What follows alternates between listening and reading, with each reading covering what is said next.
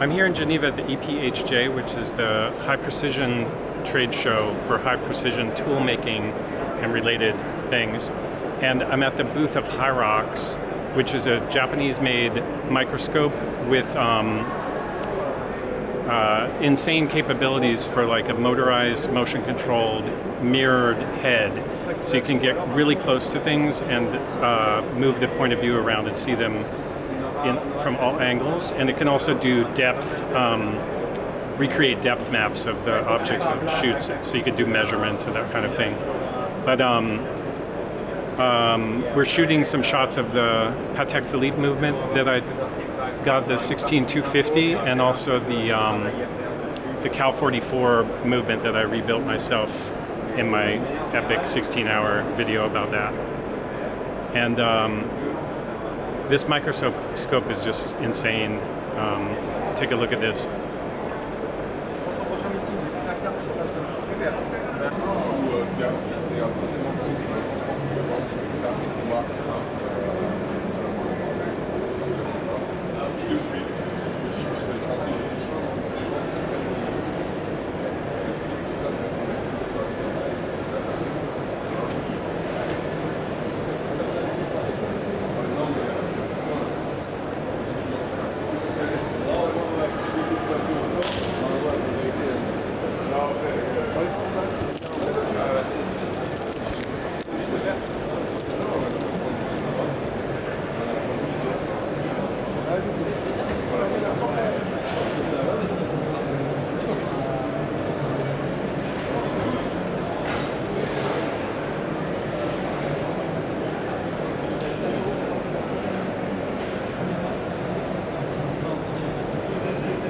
So Emilien, thanks so much for doing this. Please tell me how the microscope works. So this is a 3D digital microscope from Highrox, and we have a camera that is a high resolution camera connected to optical system. Here I'm using a lens from 20 time up to 160 time, and we have a special lighting system that we developed in order to have a perfect illumination of a shiny object. So you can see here the live image, and I can change the magnification. We have motorized lenses, so I can anytime just go to the area of interest, zoom in, and we also have motorized X, Y, and Z axis, which is useful to navigate across the object. So this is like a top-down view where we can see, even though I do have a little tilting, as the stand itself has the capacity to have an angle. What is one of our specialty is the rotary head, which is a patent from Hirox, which can be easily mounted here on the lens via a magnetic mounting system. And once you go to the area of interest, you can rotate around the object. So we have a 360-degree rotational mirror system. So instead of looking from one angle, we are actually rotating, kind of flying around the object, enable you to see the sides or inside an object, or in this case a mechanical watch movement. And this is very unique, and it gives a lot of information about the surface. You can see, for example, here the distance between the part, and you can understand wear as well, or scratches or defects, but also great for documenting different objects. And here, once you identify some scratches or some things that you want to look at or measure, you can do a 2D or a 3D measurement. So let's say here I've got this little scratch. I can go here to a higher magnification, and this would be then more something used for laboratory. Here we have 48 micron scratch, and I can record this image. Or you can also do 3D measurements, where you will do focus stacking to combine multiple images at different altitudes, different heights or different altitudes, and then combine all those in one. And actually, if you see here on this image, you can see the result of a watch where we created a 3D, and you can profile, so you can then measure the height of all these the wheels and the casing and so on. We can even measure roughness and go to a much higher magnification. So yeah, in a nutshell, this is our system. That's so cool. Thanks a lot, Emilien. Thank you. Very nice to meet you. Thanks a lot. Hey, so I'm back at my studio now, and I just want to talk about the experience today. The thing that attracted me to this microscope is that it has I saw it last year, but this year they have this light, these panels of light that come up and wrap around the subject, and that's like super important for lighting. I have a similar, almost identical system that's upside down and the size of a human being to light human beings for 3D capture, 4D capture. So that gives you like a super nice, even lighting that without it, you just can't get a great shot of something. And with that kind of soft light all around, you get these beautiful shots. So the thing is, I asked Emilien, he's the European distributor for the microscopes. This is not sponsored by the company that made the microscopes, by the way, because I can't remember their name. But you can kind of see in this shot that lights, the edges of the lights, but still that's showing you how all those lights are catching like 360 degrees. Because they're panels, you can see little lines. But where it's not a direct reflection like that, you just get this beautiful global illumination. Sorry, so anyway, I asked Emilien yesterday when I saw the microscope and the lighting, I emailed him and I said, can I come in and bring these two watch movements and compare them in detail? So I have the IWC Cal 44. Both of these are obviously ladies' movements. I have the Cal 44, which was one of my earliest videos was rebuilding a Cal 44, and it was this Cal 44 that I rebuilt. And it took me 16 hours, and it worked, but I had a spare, and the spare was actually ran better than the one that I rebuilt. So the one that I rebuilt is working, but that's the one I took and he photographed, so the watch is still intact. The reassembled watch that this movement was from. And then this is like a totally beat up dial and hands, obviously. The Patek Philippe is also pretty beat up.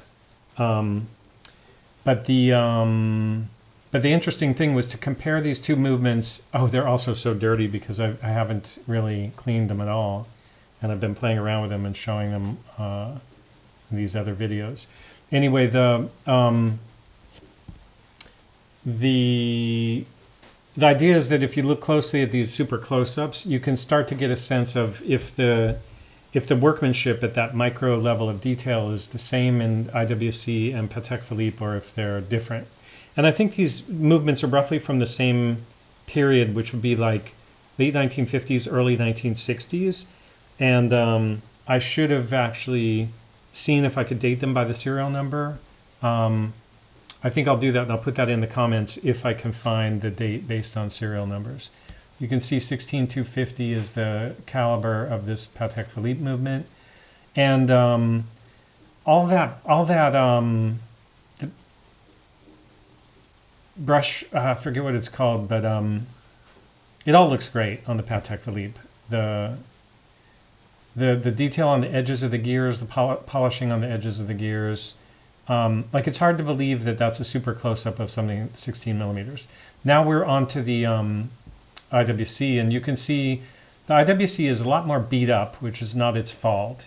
But you can see the gears are a little bit more just like straight cut on the edges and not beveled. And some of the bridges also have a feeling of being stamped with some tearing of the metal on the edges. I have no particular opinion on that. I think that and then again, the dirt is incredible. I think Patek Philippe has kind of, since the beginning, or at least since the early 1900s when the Stern family bought it, I think it's always been kind of focused on over-the-top perfection. And I think IWC in the mid 1900s was more of like a very sturdy, capable watch, well made, but not necessarily trying to be the same as a Patek Philippe in terms of there's also a need to have a market, like a broad market, and have something that's affordable. So I don't know, other people who are historians of watches can be the judge of this, but this kind of lets you look at it yourself, and I think that that's cool. Just make your own judgment. It's funny, when I was showing this guy walked up, we're at this trade show, these guys walked up and they had like $1 million watches on, and they were like laughing in French, and I asked Emilien what they were saying, and he was like, they're saying that's like so bad workmanship because somebody damaged that screw with a screwdriver that was too big. And I laughed, and I said that I told them that I did it, even though I didn't do it. I bought it that way, but because I had fully disassembled the movement, I started talking to them, and they were like, you can get killed around here for doing that to a watch. Or they said, you can be assassinated. There are people here who would assassinate you for doing that. And he was laughing. He was joking around, obviously, but they do obviously take watchmaking pretty seriously, and that's a pretty big offense, using the wrong screwdriver and damaging, particularly how bad that damage is there. But again, I actually didn't do that. I used the right screwdriver. It was already damaged. But I'm sure I did other horrible things to this movement.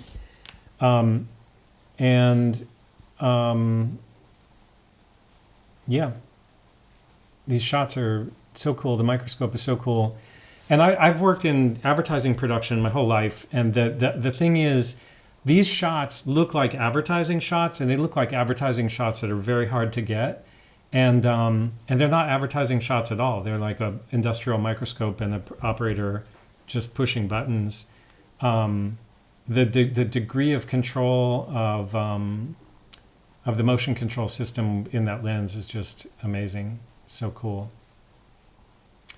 And also the watchmakers, I think a lot of them have been going to 3D renders for their advertising, because with mechanical things, they're already modeled in the computer before they made them. And you can do such excellent photorealistic rendering nowadays, including most car ads for running shots. They're using models, 3D models. So watches are so hard to keep clean and so hard to show in their imperfection that a lot of them use CGI for their ads. And this, to me, this microscope kind of answers a question of like, you can actually shoot it, so you don't really have an excuse to use CGI. And I think eventually the industry will go back to not using CGI as a result of this microscope or this technology, because you kind of need to see the imperfections to know it's real. And if something is very well made, even if it has some imperfections, you don't want to see dirt and dust, obviously, like these atrocities I'm showing now. But when you see the real, the details of it, you can tell. I think that's important. And I think I'll stop babbling, right? Just let you watch it for a moment.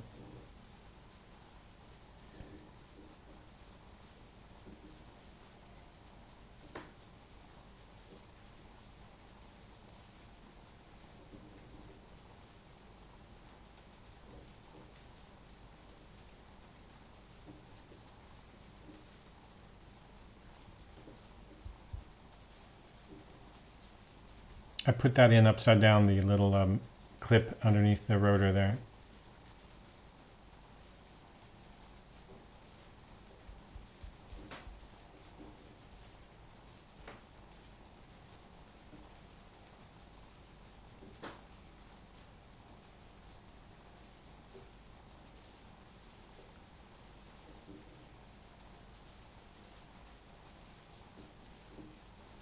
The other thing that's amazing about that is the balance wheel. You can see that those screws in there, which are weights to adjust the balance of it, I believe, they're actually threaded, so they could and presumably were adjusted at the factory while it was on some kind of machine.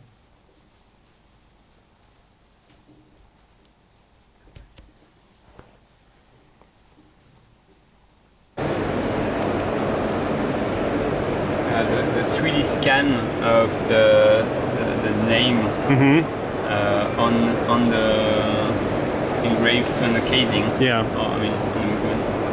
And here you can actually measure the depth. So it's 94.2 micron, the depth of engraving, and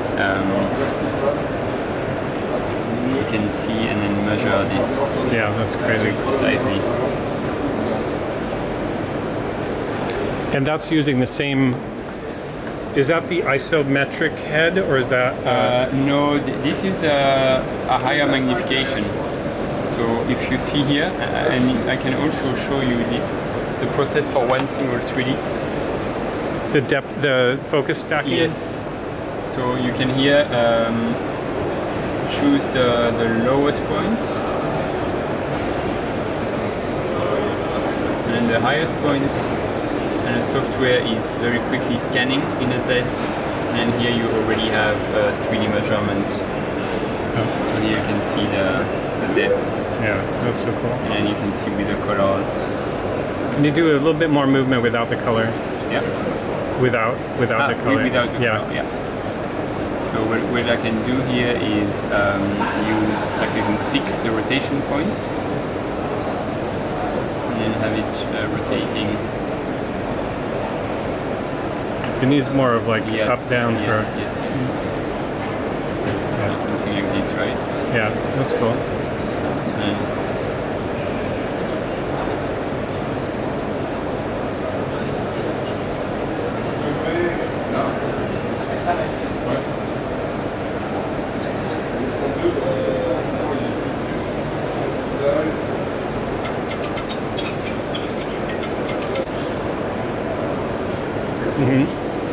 It's quieting. Yeah. So I made now higher precision scan, and you can see the result looks better.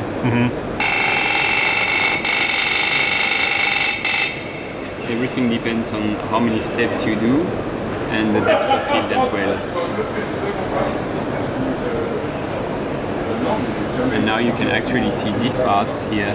It's supposed to be there. So when the tool came here, you didn't finish it. The material. Yeah. And but again, it's very. Can you turn the color off again and then just rotate around that thing so we can see if there's? Yeah, you can see actually the burr. Yeah, and the burr you can actually also measure it. Yeah, it's insane. Yeah, the burr is about 30 microns. Yeah.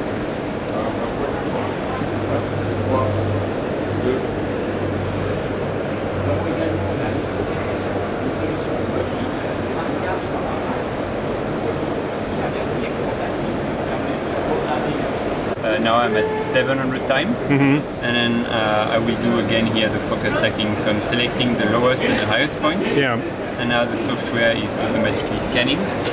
In this case, we are doing 2 micron steps. So every 2 micron we are acquiring an image, and for each pixel we have the X, Y, and Z information. So at the end we are combining only the pixels that are in focus, and then we'll be able to create this 3D, which will have even higher resolution than the previous one I showed you. That is insane. Because here you can see the depth of field is also much smaller. Yeah.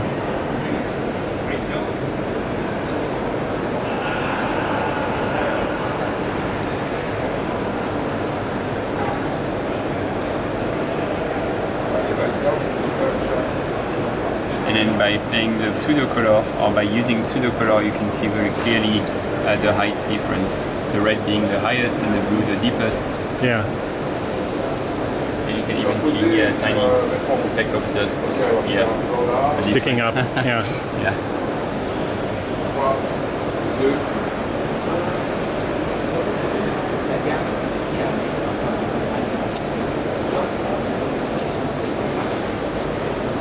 So, if you watch this, thanks a lot. I really appreciate it. If you enjoy this kind of content, please like and subscribe, because it really helps me, incentivizes me to go out and do more content like this. It takes a little more effort to get out and do stuff about other people than just focusing on showing my own work. But I think it adds a lot to it, and it's fun for me. But if that's fun for you, please give me a thumbs up or whatever and help me out. And thanks again for watching, and I'll see you next time.